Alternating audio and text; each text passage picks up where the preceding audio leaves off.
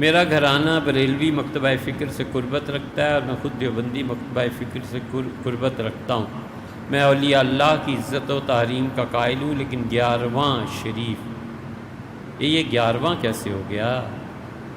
اور اس طرح دیگر ختمات وغیرہ کے بارے میں اشکالات کا شکار ہوں۔ براہ کرم 11ویں شریف اور اس طرح کے دیگر مواقع ختم وغیرہ کے بارے میں رہنمائی فرمائیں۔ میرے بھائی بہت آسان بات، مت پڑھو اس مشکل میں دیوبندی کیا اور بریلوی کیا، سیدھی سادی بات ہے کہ ہم سب اہل السنہ دیوبند کا مکتبہ فکر، ہمارے مشائخ، ہمارے اساتذہ سب اس بات کے قائل تھے کہ ایصال ثواب برحق ہے۔ مردوں کو کوئی بھی نیکی ثواب بخشنا چاہیے۔ سب سے زیادہ کھلا میدان امام ابو حنیفہ رحمۃ اللہ علیہ کے، وہ کہتے ہیں نیکی کوئی پڑھ کے بخشے، خرچ کر کے بخشے، نفل پڑھ کے بخشے، سب جائز۔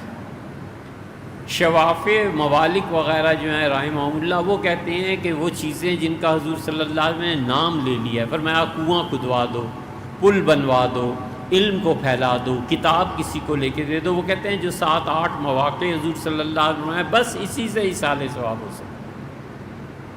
سب قائل ہوئے نا۔ اسی طرح دیوبندی اور بریلوی دونوں ایصال ثواب کے قائل ہیں۔ کہاں آ کے نقطہ اختلاف شروع ہوتا ہے؟ وہ کہتے ہیں فلاں دن مقرر کر کے۔ بھیا پچھلے زمانے میں جو یہ حضرات کہتے تھے وہ ٹھیک کہتے تھے۔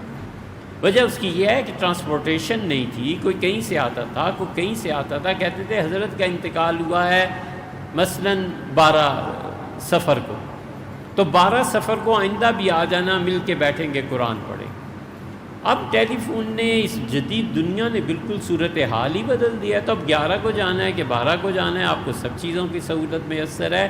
اس لیے اصل اختلاف یہ ہے کہ دن مقرر کیے جائیں یا نہیں۔ یہ تھے انتظامی امور،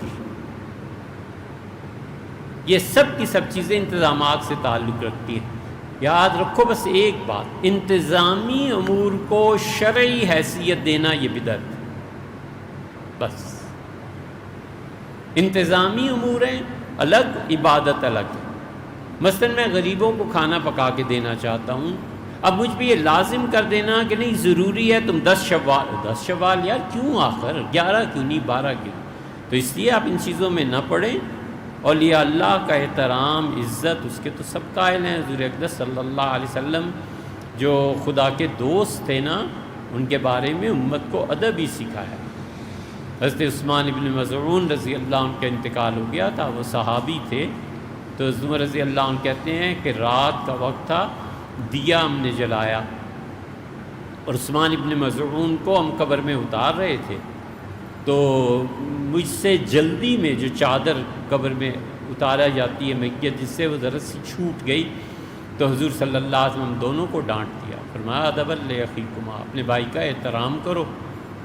ایک آدمی کو دیکھ لیا تھا قبر پہ ٹیک لگائے ہوئے، آپ نے فرمایا تمہیں پتہ نہیں ہے کہ مردے کو اس سے تکلیف ہوتی، حتیٰ کہ میت کی قبر پہ جو مٹی پڑی ہوئی ہوتی ہے نا، اس کا اٹھانا جائز نہیں ہے، وہ میت کا حق ہے۔ 100 آدمی مٹی اٹھاتے چلے جائیں گے تو باقی رہ کیا جائے گا؟ قبر گر گئی تو پھر کیا ہوگا؟ اس لیے سب عزت اور احترام کی روایات برقرار رکھے، ایصال ثواب کرے، دنوں کا تعین کہ اس دن کرے اس دن نہ کرے، اپنے تئیں کر لے، اپنے آپ کے لیے کر لے، لوگوں کو مجبور نہ کرے۔ یہ بھی ہو سکتا ہے۔ مثلا مجھے یاد رکھنا ہے کہ فلاں تاریخ کو ابا کا انتقال ہو گیا تھا، میں ہمیشہ اس سے 1 ہفتے بعد والد کے لیے ایصال ثواب کروں گا، یہ میرے دل میں ہی ہے نا، میں کسی کو کہہ تو یہ بھی جائز ہے۔ کتنی ریلیکسیشن چاہیے؟ لیکن ایک آدمی کہتا ہے کہ نہیں ابا کا انتقال 13 مارچ کو ہوا تھا، 13 مارچ کو ہی جمع ہونا ہے، 13 غلط بات ہے۔ جو چیز شریعت نے پابندی نہیں لگائی آپ نہ لگائیے، اس لیے یہ آسان